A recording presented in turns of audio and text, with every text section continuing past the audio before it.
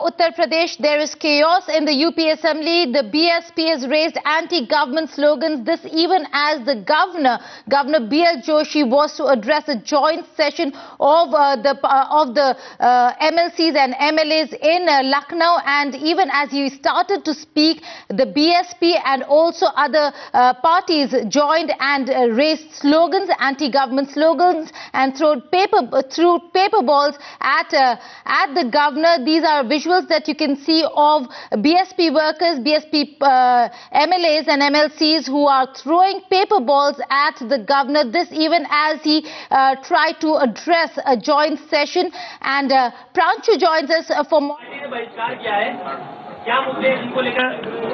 महामहिम राज्यपाल जी का अभिभाषण केवल झूठ का सरकारी पुलिंदा है। उत्तर प्रदेश की जनता से इसका कोई लेना देना नहीं। आज पूरा प्रदेश जंगल राज बन गया है। गुंडे माफिया अपराधी मस्त हैं, जनता त्रस्त है, अराजकता का माहौल है। महाकुंभ में बड़ा हादसा इस अराजक माहौल का एक बड़ा नमूना है।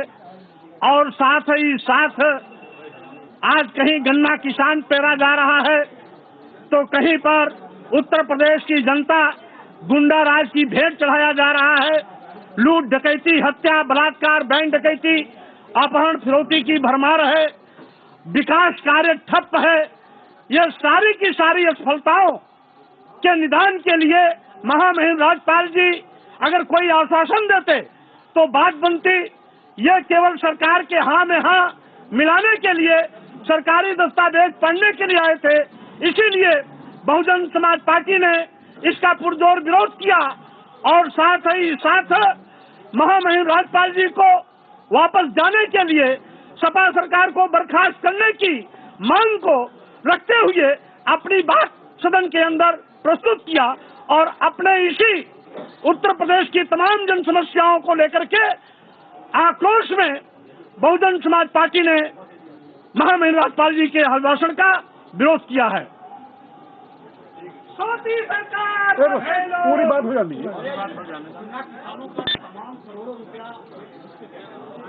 देखिए ऐसा है, ये सरकार जब रही तब किसानों का तो शोषण हुआ ही, और उनमें गन्ना किसानों का खास तौर पर। बहुजन समाज पार्टी की सरकार थी, बहन कुमारी मायावती जी मुख्यमंत्री थी। कभी भी गन्ना किसानों का इतना तो छोड़िए, इसका 10वां हिस्सा पेंडिंग नहीं रहा है। और जिस गन्ना चीनी मिल मालिक ने अगर गन्ना किसानों का पेमेंट नहीं किया तो उसको जेल की सलाखों में भेजने का काम हमारी सरकार की मुखिया बहन कुमारी मायावती जी ने।